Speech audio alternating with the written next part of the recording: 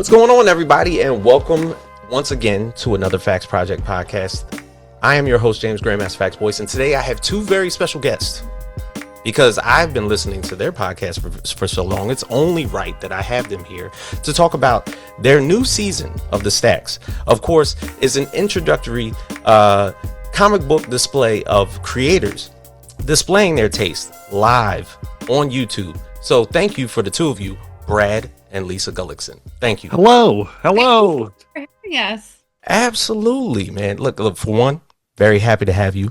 Glad to talk about this brand new season because I feel like something that you're doing is very needed. So my initial question is basically what makes the actual act of browsing a comic book shop special?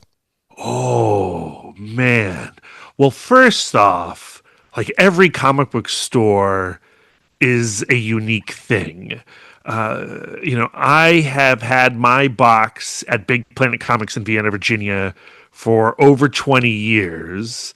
But I have had a box at some shop for the last 30 years, 35 years. Oh, I don't even like saying that, but it's true.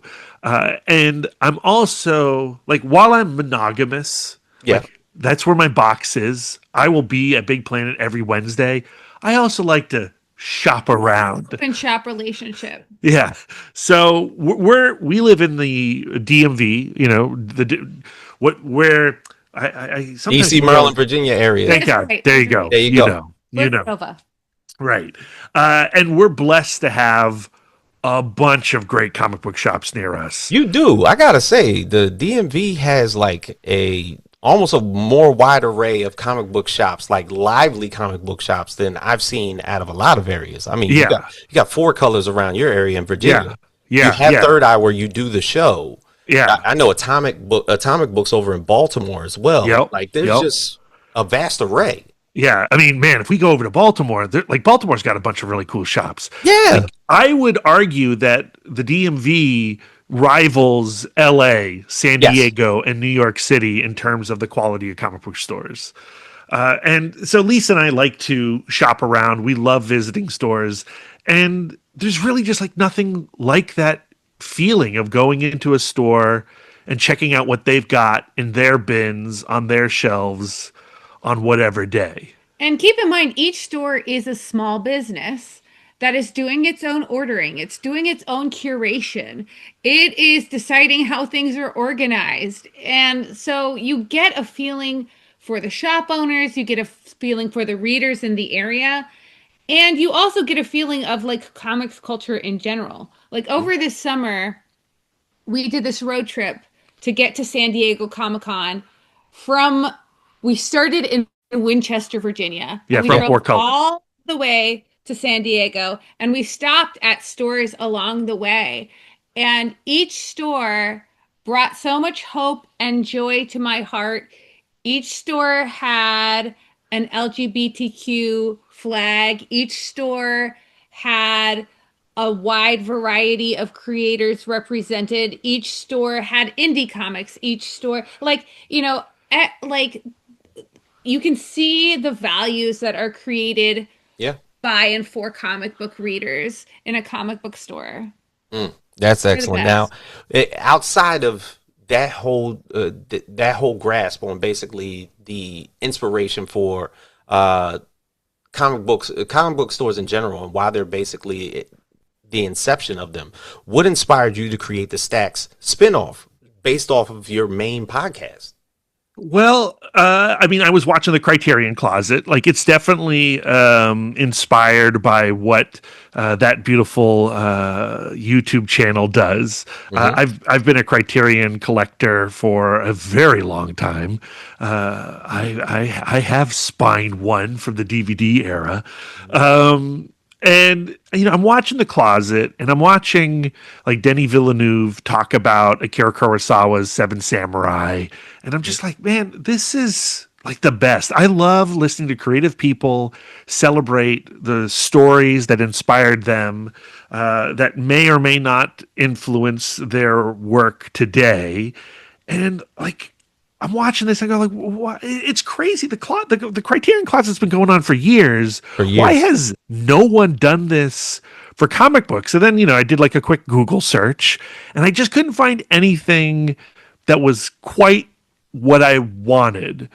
And I thought, well, that's crazy because I feel like people would really dig this concept. And I reached out to Steve Anderson, the co-owner of Third Eye Comics in Annapolis, Maryland. And I reached out to him because I know a lot of creators come through his stores. He has one of the most successful comic book franchises in America. And every rad comic book creator has done a signing at that shop. And I thought, well, if they're coming to his store, could they take 10 extra minutes and record one of these? And so I reached out to Steve. Steve was down for this idea. Trish Rabbit, his partner and co-owner of Third Eye Comics, was down for that idea. Right. And we got to work scheduling it. That's amazing. Now, also, I think Steve even had his own episode.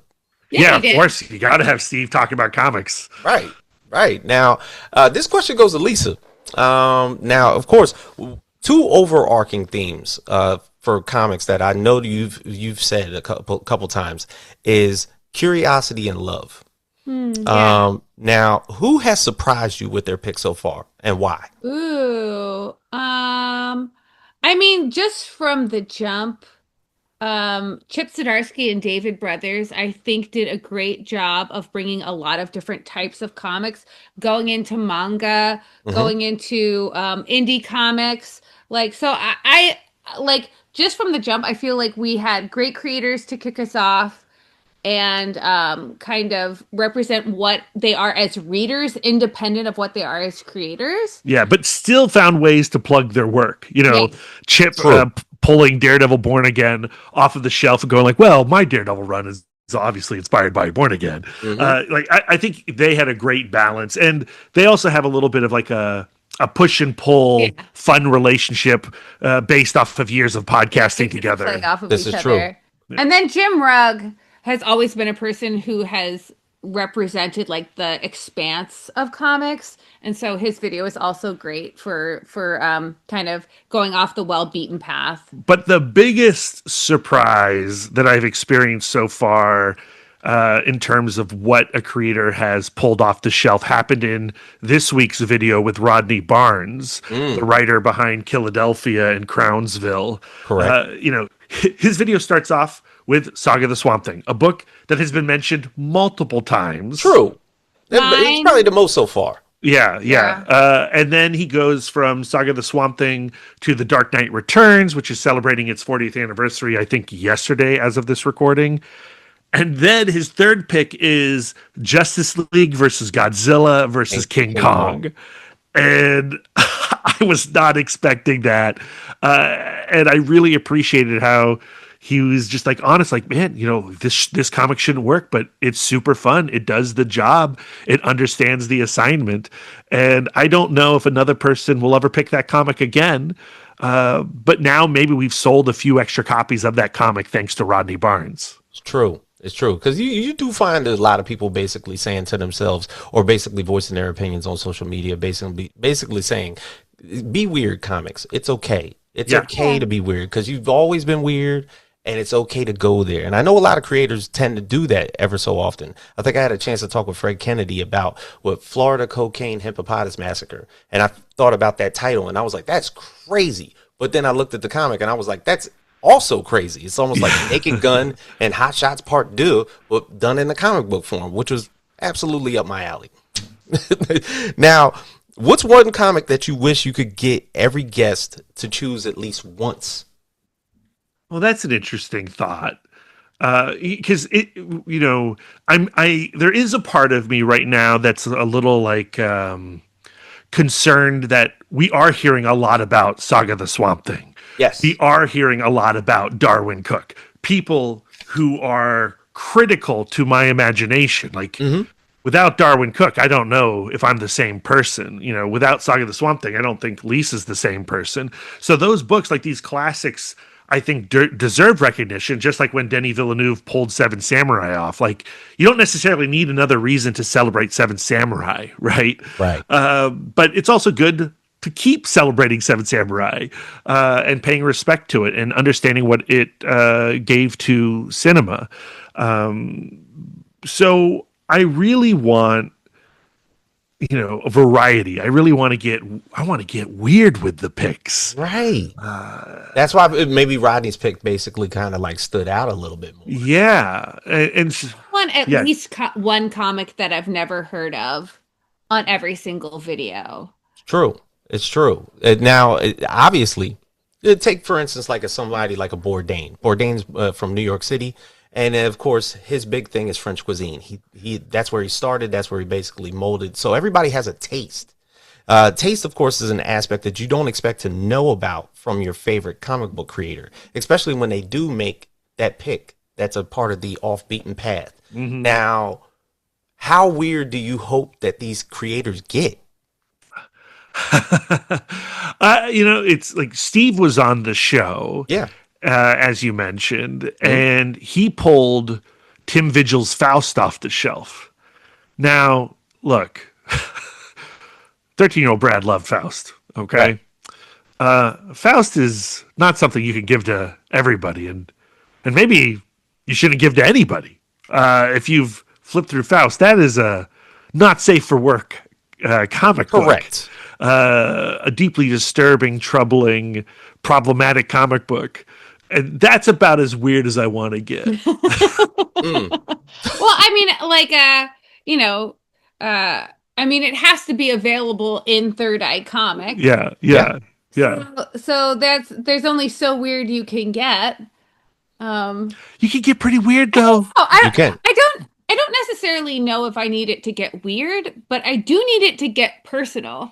Okay. Because like we hear artists and creators talk about what influences their work specifically, or they do talk about those big tentpole comics, but like sometimes like that's not the thing that speaks to their heart. Maybe that's not what they pull out on a rainy day. I like as long as the comic reveals something about the creator that perhaps we didn't know before, like that's what I want to get to. I want to get to know these people.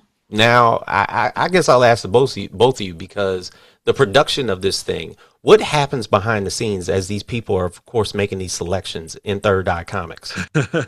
It's interesting because, especially in the first season, when people really didn't know what we were doing, I would approach the creator, sometimes via email, sometimes not until the day we're in the store with the creator.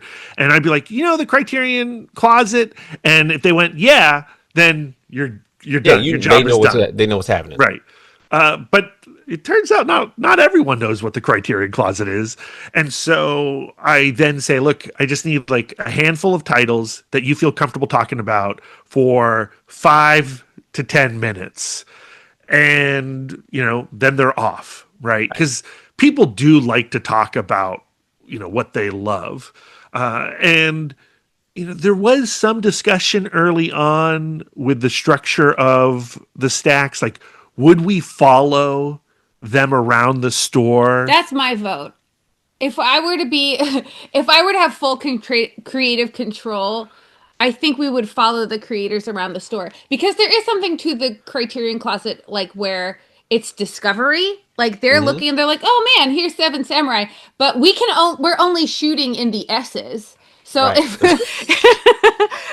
we were to do it like walking around the store, even if we did that as like B-roll, yeah, but that does make the aesthetic different. Yeah, and it also means a lot more preparation than we could sometimes afford, right? And it would mean the store is open. It would also mean a huge equipment upgrade too, right? Yeah. And I don't think we're necessarily there yet.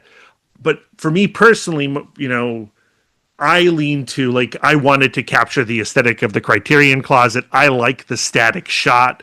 I like the person staring down the barrel of the camera, not really being able to go away, not being able to avoid the camera, not being able to avoid the viewer. And that's ultimately where Lisa and I landed on. Right. I do think if this were to become more successful financially, if we were to become more successful financially, we could do upgrades like that. But most of the time, these episodes are being shot by myself or my buddy Brian. Lisa is there on, I'd say, half of them because Lisa's got, a singing gig, and they often come up on Saturdays and Sundays when these get shot. And my buddy Brian, his day job's been pulling him away. So like season 2, most of that was shot by just this guy. And the format we have makes that very doable. Yeah. Now, I could ask you this, like, have you ever thought about possibly crowdfunding the stacks? I have had that fantasy. I do like that idea. I'm also very nervous about that idea. It's also a nervous whim. I mean, I would say so myself. I mean, the only way you could possibly get a National Lampoon's European Vacation montage and fast forward frames could possibly be through that. Yeah. I foresee a future in which comic book couples counseling goes into the Kickstarter crowdfunding realm, whether that's stacks related or our own comics related. But at this moment, I'm not comfortable with it. And we're having fun for doing what we're doing. Good. We like having the freedom to shoot our videos and throw them up when we And do. I want to, like, I'm confident in the structure and format that we have. And I just need more people to be aware of it. Like, that's like the biggest challenge. We're getting pretty good numbers. We're not getting like amazing numbers. We're not getting every comic book shop Wednesday warrior watching the stacks yet. That's my mission. And I think if we get some serious validation through views and subscribers, then we can talk further expansion. Definitely. Now, I've also seen, of course, when we're talking about the validation between yourself, your relationship, and the personalization of comic book shops, you've actually taken this across the pond. Yes. Because, of course, Christian Ward is going to be appearing on this soon, and he's actually going to do it from his local comic book store. Yes. He's already recorded it, thanks to Andy at Secret Identity Comics in Chester, England. It's a fantastic episode. And not only did they record a Stacks episode, they recorded commercials for their Stacks episode. That's so So there's going to be like added promo. Andy is like the master of social media, and Christian Ward is a big ham. Andy's a big ham. And so they put together some really fun videos. They sent those to me earlier as well. And I'm excited for that to come out. And I think that also hints at what the stacks could be going forward too. While I think Third Eye Comics will always be like the home of the stacks. Like that's where the stacks is. Like, you know, you go to New York, that's where the Closet is. You go to Annapolis, that's where the stacks is. I want to bring people to Third Eye Comics through these videos as well. I think we could take the stacks on the road and go to like San Diego and record an episode at Now or Never Comics, or go to Challengers in Chicago and record some episodes at Challengers during C2E2. Now, that's a good aspect, because if you think about it, a lot of creators have their own hometown comic book shops. And the fact that you, of course, had Christian Ward record his some close to where he lives. Yeah. Imagine everybody basically exploring their hometown shop and displaying that on the stacks. Yeah. That would be amazing. Let's go to Chicago. Let's get Daniel Warren Johnson. Let's go. Perfect. Now, is it taboo for people to make recommendations? I imagine that people were already in the shop behind you guys, like. Recommendations are great. I don't think that's taboo at all. I love how I've already received a bunch of texts and messages and emails from people saying like, well, how do I get into the stacks? The other day, Shelley Bond shared the Jim Rugg episode, and we had like a quick back and forth, and she's like, just hint, I'd like to do this. Yep. It's like, okay, Shelley Bond, get yourself to Annapolis, let's go. That was actually a question of mine. Is like, are now creators now opening up and be like, you know what, I do have a personal top 4 that I would love to display. Matthew Rosenberg pitched himself. We're like, yeah, come on. Great. Matthew Rosenberg's like, hey, I'm coming to Annapolis. I'm bringing Tyler Boss. We want to do episodes. And we're like, yeah, okay. Yeah. And here's the thing about Matthew Rosenberg. That dude doesn't pick 3 or 4 comics. That guy picked a lot of comics. His episode is like 40 minutes long. And I don't know if we're going to put the whole thing out. I think we should. Or if we're going to edit it. I don't know. Do a director's cut. It's long. That being said, like you can tell by the editing of mine and Brad's, ours was like 45 minutes long. Our episode was 45. Because I watched your episode and yours was about like 16 minutes. I guess you did a lot of editing through did. Yeah. I think we each had like 2 or 3 more books that you can, if you've got an eagle eye, you can spy them on the shelf in the back. So got you. Now as far as like anybody, if we're talking about long form video, like if there was a particular person and their comic universe that you would explore on a long form Stacks episode, who and what would that be? Well, like dead or alive. Dead or alive? Well, I mean, like, okay. Well, Jack Kirby. Alive. We wouldn't want him there dead. We have to bring him back.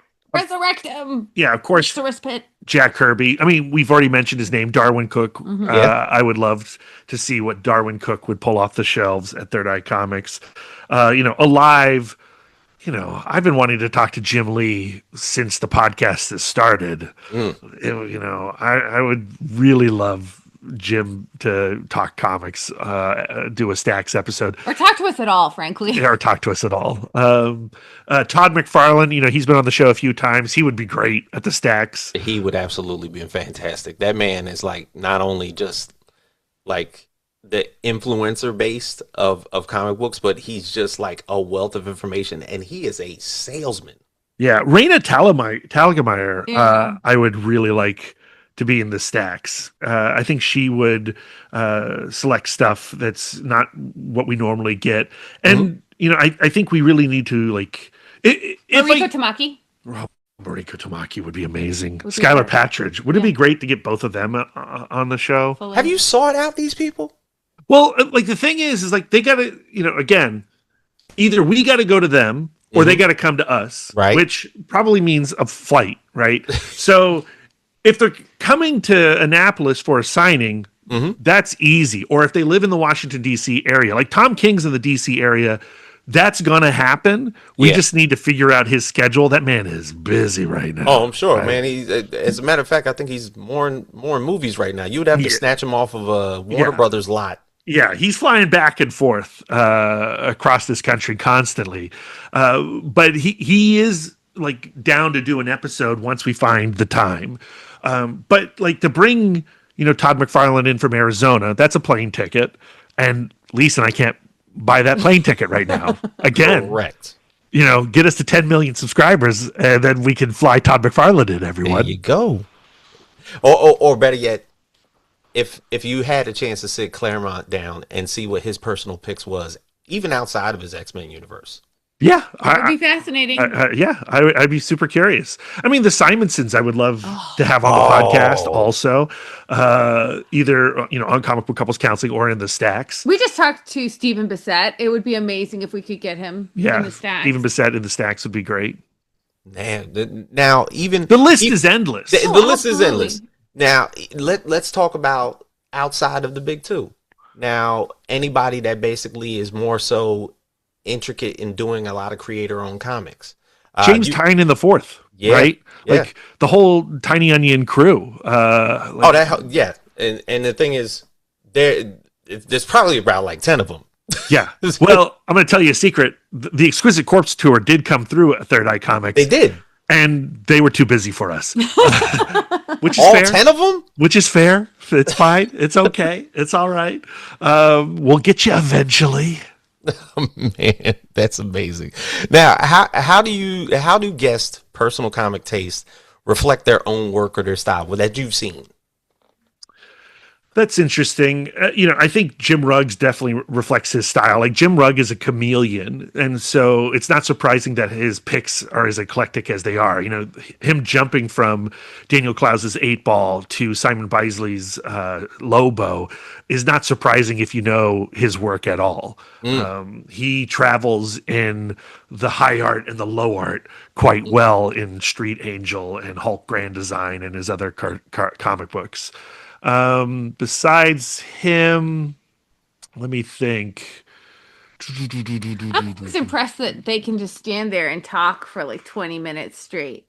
Like like when Brad and I were doing our episode, like I was so grateful that we could bounce off of each other. Right. But just like standing there and be able to just monologue for like 20 minutes is so impressive. Yeah, it's not impressive to me. I'm about to say, do you think this is like the Comic-Con circuit? Because they're always asked to speak, they're always asked to panel and everything like that. To me, it's the Wednesday Warrior crowd, right? Like that's what you do in the shop anyway. We're just recording it. I think Sanford Greene's picks also reflected his comics quite well. He starts with some Jack Kirby and then he goes to Junie Baugh, which on the surface might be like, oh, the Boy Wonder. That's like new. That doesn't seem like it would be super influential to what Sanford Greene does. And yet, Junie Baugh and Sanford Greene are stylists. They're cartoonists. They're about embracing the emotional reality, not like copying anatomy. And so like Junie Baugh fits real well with Sanford Greene. It's true. Now, like as far as like storytelling, because I know, I remember vastly the viral video, of course, that came out outside of New York Comic-Con, where you had a chance to talk about the aspect of storytelling versus the collectability of comics. Oh yeah, which was very fascinating, by the way.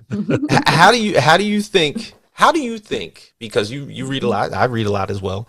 How do you think that comic storytelling has evolved in the past decade? That's the past decade. That's interesting. I don't know if I have enough distance from the last 10 years really to even know the answer to that question yet. I know for certainty that comics are as expansive as they have ever been. And it's as easy to make a comic now as it's ever been as well.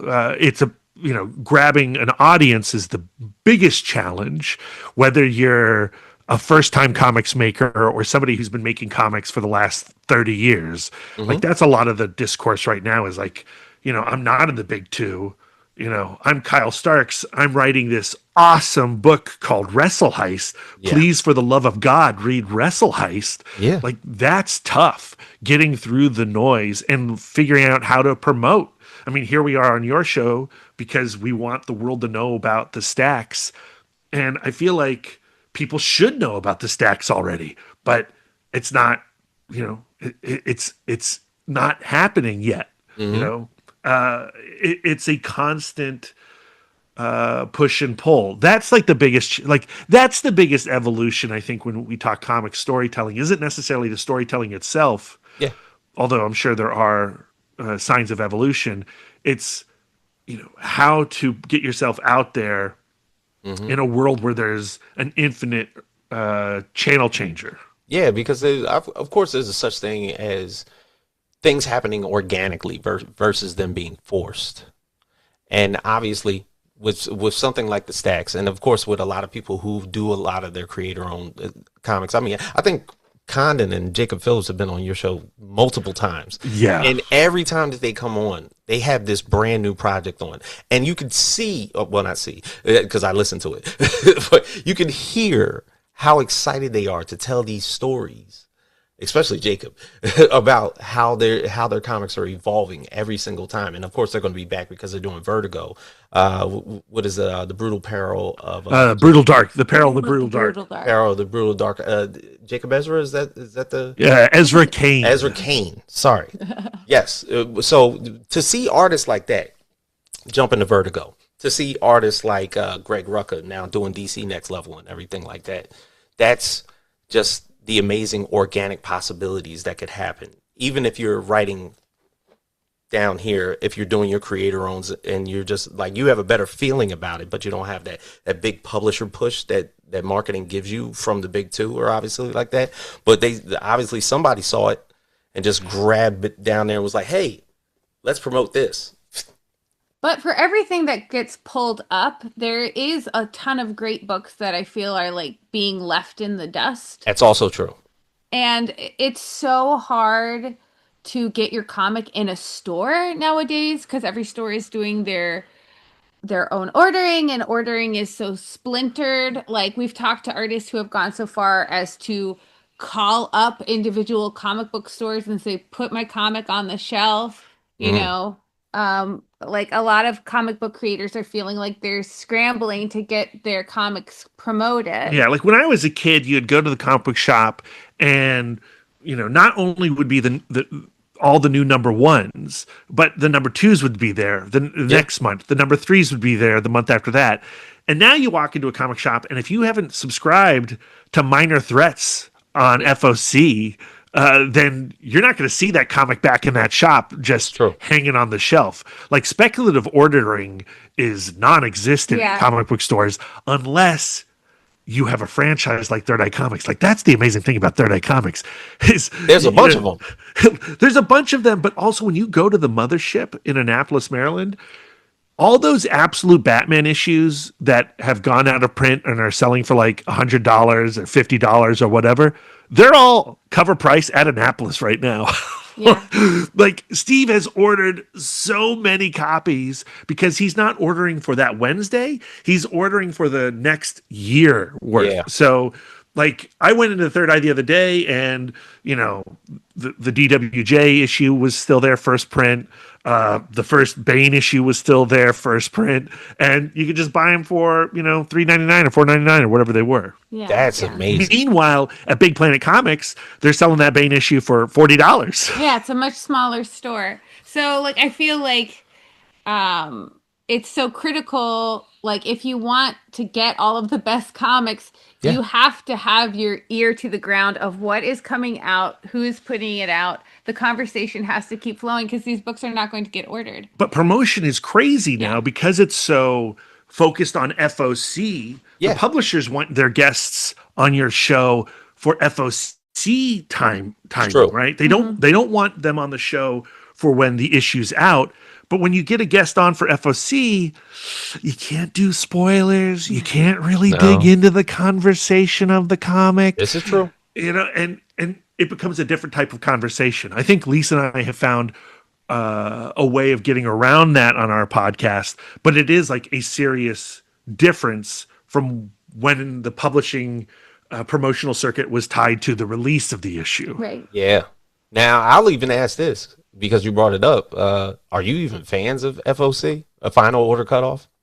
Oh, as a person who is neurodivergent, it's really hard to remember to do my homework and order stuff. You know what I mean? like I do love to impulse shop. Yeah. And going into the store and seeing a shiny new cover and going, "Ooh, this is so exciting! I'm going to take her home with me." Like, that is fun. Yeah, I mean, you know, that's how I've always been as a shopper. I think I have gotten much better at tailoring my shopping through FOC because I have to do that, and also because I want to support these creators. Like, you know, because we love Chris Condon and Jacob Phillips so much, we want to make sure that we have that book on order by FOC, because DC is going to look at those numbers and determine if they're going to do another Ezra Kane mystery as a result. Yeah. Whereas if I waited just for it to arrive, hopefully on the shelf, DC may have already made that decision by now. That's just like the cold, harsh reality of it. So when you romantic in me, who loves to wait in line in Disneyland and not use the app, you know, would love to, like, I don't want to get up at 7 a.m. and get in line, you know, on the Disney app so I can ride the rides. I just want to go and stand in line like a human being. Well, guess what? I'm not a fan of FOC because I'm not a the capitalism. Yeah. like that should be the most honest answer. That's the reality. Yeah. Because the reality is, like, their final order cutoff is giving you a quantity. And this is the quantity that you're going to get, whether you like it or not, or you could order enough of it to where I make another quantity. And it's crazy that that's the business aspect of it, but it sucks that that's where we're at. But it is a little bit like Christmas because you order everything so far in advance, and then you go to True. pick up your pull box, and you're like, "Oh, it came out!" Right? Because I remember when all the Vertigo books, the initial ones, were first starting to come out. So obviously that came out, End of Life, and with Bleeding Hearts that just came out. So I have Bleeding Hearts right here. Yeah, so good. So obviously the other two, Ezra Kane is going to come out, and then End of Life's going to come out. So I know I ordered that months ago. Yeah. So when it finally arrives on my doorstep, and no, I'm in New Jersey, so I order from Third Eye because the sales tax and the shipping is cheaper. Ah, nice. Makes sense. Yeah. It does make sense. Yeah. So that's another reason why they're winning. Yeah. Now, Lisa, I'll ask this to you. How do you balance your personal nostalgia with recommending comics versus a newer title? Okay, yeah. So I really have a lot of principles aligned with how I give recommendations. Okay. So my first principle is I never recommend something that I haven't read. You know what I mean? Like I'm very aware of a lot of titles, but if I would never put a title in somebody else's hand without a disclaimer, like if I have not read it, I will say I have not read this, I have heard of it, blah blah blah. Right. And the second thing is anywhere I can't give general recommendations. I need to know you as a person before I give you a recommendation. Oh. You know, so like I have to know what you're into. I have to know, oh, are you a true crime guy? Okay, so I'm going to put in your hand Eric Powell and Harold Schechter's Did You Know What Eddie Gein Done? Did you hear what Eddie Gein done? Yeah. That's what I'm going to do. But you can find that out. Great British Bake Off, the Great British Bump Off. You're going to love it, you know. But you did just solve the riddle, though, right? What's the riddle? How do you recommend something without knowing somebody? You ask them a question. You get to know that person first. Mm-hmm. And we come from retail. That's where we met at a Barnes & Noble. And in retail, you can't say like, well, I gotta know your entire being before I recommend you a book off the shelf here. Mm-hmm. You gotta recommend them a book right now. And so Give me three things that you like. Give me 3 things that you like, and I'll give you a book. Yeah, I usually would ask somebody like, what's your favorite movie? And they'd be like, Jaws. And I'd be like, oh man, have you read the comic Hookjaw from Titan Comics? Yeah. Yeah. So yeah. So if I was to say The Last Dragon, what would you try to sell me? The Last Dragon, Barry Gordy's The Last Dragon. I would sell you Infinite Kung Fu, which is from Top Shelf Productions, I believe. Came out about a decade ago. And it is a great Kung Fu comic. It is got a little bit of levity to it as well. It doesn't have that exact humor that's in Last Dragon. Which I love. But, what about something like... what was that RZA comic that was like Game of Death? No, Bobby Digital in the Pit of Snakes, Yeah. I think. Mm-hmm. That's a comic that a lot more people should be reading. Z2 Comics put that out several years ago. It's way better than it has any right to be, unless you know RZA, because RZA's a thoughtful, loving, geeky dude. Yeah. Who loves the movies and loves comics, and he wrote a great Kung Fu comic. Yeah. Bobby Digital and the Pit of Snakes. That's excellent. See, now you basically hit me to something that I didn't know about. Lisa got that. That's Lisa. Good. Now, obviously, in working out the magic, of course, with the stacks, and pretty much you have this whole second season ready to go. It's still shooting. It's not ready to go. I'm sorry. We're still making it. I mean, but we've shot 9 episodes. Yeah. Right. This question basically was brought up that I wanted to ask if listeners could submit comics to the stacks guests ahead of time, to the guests that you have on the stacks ahead of time. How would you pick the ones to feature? Oh. Well, that's interesting. I don't know. I'd have to think about it. Here's the problem with me. I have a rebel tendency. Okay. So when someone makes a suggestion to me, my immediate response is, no, I don't like it. That's a toxic impulse. Okay. It's no good. But when I hear that question, my immediate response is, I don't know if I like that idea because it's important to me that the Stacks is about what Lisa was saying, that personal expression of the creator. I love the idea of having non-professional comic book people in the Stacks doing episodes. Right. And I haven't even talked to Lisa about this, but I'm about to get on a plane here at the end of March. And actually, no, before March, at the beginning of March, we're going to Knoxville, Tennessee to the Spring Into Comics convention. Yeah. And it would be fun to do like a short series, a reels series, where you have people, con attendees, con guests, con runners, con programmers, other press people. Yeah. And you would do a video where it's like, well, I'm not in the Stacks, but if I was in the Stacks, I would be talking about Mike Mignola's Dracula adaptation or whatever. Right. What a cool kid. You know? Yeah. And that way you can do little short videos and steal people like, okay, well, Tom King, you don't have time to come to Annapolis. Well, I've come to your booth here at San Diego Comic-Con. If you were in the Stacks, what would you select? And they might not have the book in front of them, but they would be able to talk about that book. Yeah. And it would be a nice little commercial for the YouTube series. And see, that's good because I feel that, for one, it's invasive. I love it. Yes. I love it. And the thing is, if it was that spontaneous to where you actually like ran up on them, that would actually get them going. Now, you might not get the response you like, but, I think it would work. Now, how do you see, because of course you do this in a physical comic book shop over at Third Eye Comics. How do you see the role of a physical comic book shop changing in the age of digital? I feel like digital shops out right now, digital apps. There are a lot, and yet not enough. Right. I feel like, you know, the comic book store nowadays is functioning as people's third space. You know, people go to the comic book store, yes, because they want their comics, but also because they want to commune with the people. They want to get out of the house. So, like, you know, I think, like, we might start seeing less single issues. We might start seeing more, like, trades, more graphic novels. But I think the comic book store will always be there because there'll always be comics. It's true. Yeah, I have, I'm not a doomsayer when it comes to comic book shops. I think it's extremely challenging to run a comic book store in 2026.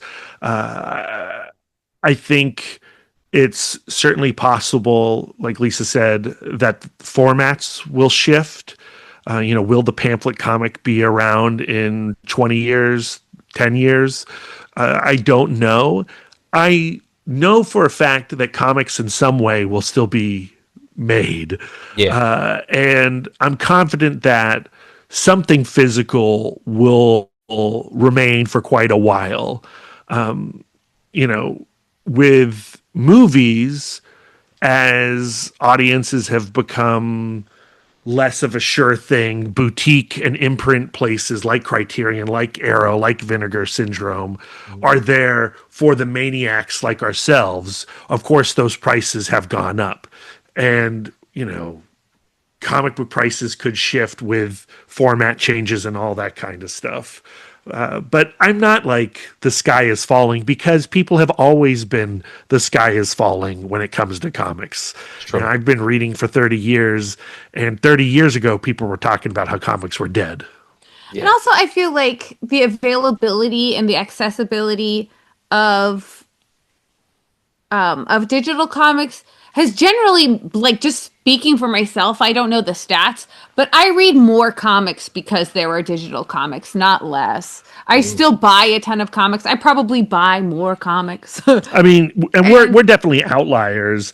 I think, like, digital readers and physical readers are not necessarily the same people. Yeah, but I think, like, digital readers might not necessarily be readers at all. What? They just, like, I don't know, like, if comics were not available digitally, would the people reading digital comics now be buying comics? I'm saying not necessarily. Yeah, so you're making a case for digital comics existing. Yeah. I feel like more people read comics because digital comics are accessible. I agree. Yes. Anything that gets more people reading comics is good. And True. and like I'm also an advocate for digital comics costing as much as the physical comic. Yeah. Because people overvalue the price of paper and undervalue the cost of what it costs to make a book, what the actual art is valued as, So like, to me, I think like if the prices of digital books are fair to the artists and the creators, then if digital comics are the comics that we have, that's good. All right. Now, look, as far as the stacks, right now we're in the deep dive of season 2. Of course, Jim Rugg and Rodney Barnes have already done their episodes. What do we have coming up very soon? So the next episode following Rodney Barnes is Joshua Williamson. Joshua Williamson does a really fun episode. All three of the first 3 episodes of the Stack season 2 were all filmed while the store was open. So there's this kind of like fun white noise of commerce in the background. I hear the door. I heard the door opening. Yeah. Right. Like preferably I like to record when the store is closed before it opens. But sometimes that just doesn't work with the creator's schedule. And so for these 3 creators that didn't work, but for somebody like Nick Dragata, who we're going to shoot on Saturday, we're doing that before the store opens. And most of the episodes of season 2 are done before the store is open, which allows Matthew Rosenberg to talk for 40 minutes about his favorite comic books. Yeah.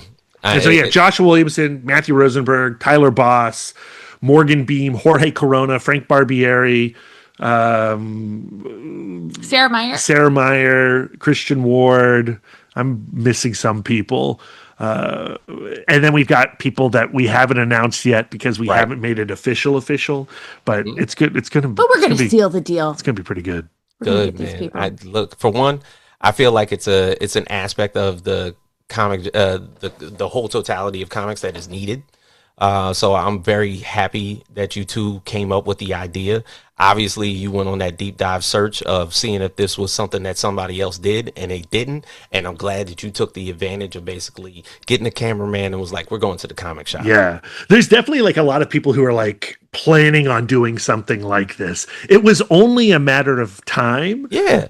And I'm just glad that we got there first. Yeah. Yeah, because I can imagine somebody had said that you'd be like, yo, I had that same idea and you did it before me.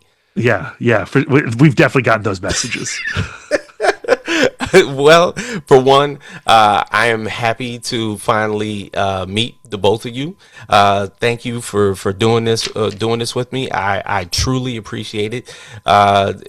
To be honest, if anybody wanted to get a chance to listen to Comic Book Couples Counseling, where exactly would they find you? Obviously, wherever you can just type that into Google and you'll find us. Yes. But comicbookcouplescounseling.com, the YouTube channel is Comic Book Couples Counseling. Just put that into the search engine. But we're on every podcast platform at CBCC Podcast on the socials. Now, do you both have cons? Got cons coming up? Yeah, so in Knoxville, we're doing Saturday only, Spring into Comics. Yeah. I'm going to be at WonderCon myself. Lisa can't make it, sadly, at the end of March. And then AwesomeCon is in between. Yeah, AwesomeCon. We have a panel with Sean Eastridge of the Missing Frames podcast. We're going to be talking Supergirl, which is going to be so fun. Yeah, that's on Saturday, the 20th of March. And yeah, we're going to be at San Diego. We're going to be at New York Comic Con. Beyond that, who knows? Wherever the wind takes you. Yeah, absolutely. So thank you both for being here. This has been an absolute treat. Definitely learning about the first and second seasons of the Stacks. So if anybody out there hasn't had a chance to, of course, watch these incredible hosts here do their job, of course, talking to these great creators who are basically using their taste profiles and picking out some of the greatest comics ever made, or better yet, some of the most obscure, weird type of comics that are out there. I thank the both of you for doing this with me. So tell all your friends, tell your comic book stores. It would be so cool if you went into your comic book store and they've got a TV on. Commercials. Instead of anime, they are watching the stacks. The stacks. That would be so fun. That'd be cool as hell. And then you can go back to watching anime. We're not judging. Yeah, it's like it's a 60-minute episode with the Guillicksons, and then you can go back to Sakamoto days or something. Yeah. But if you do like this concept as much as Lisa and I like this concept, it's really important that you do tell some other people about it, that you share it, because we definitely need more eyes on it. Absolutely. So I thank you both for doing it. It's a definite service for a lot of comic readers. James, you're the best. Appreciate it. So for everybody out there, James Grandmaster Facts Boyce, Brad and Lisa Guillickson, comic book couples counseling podcast, everywhere you can get it. Thank you once again, and we will see you guys next time. We are out.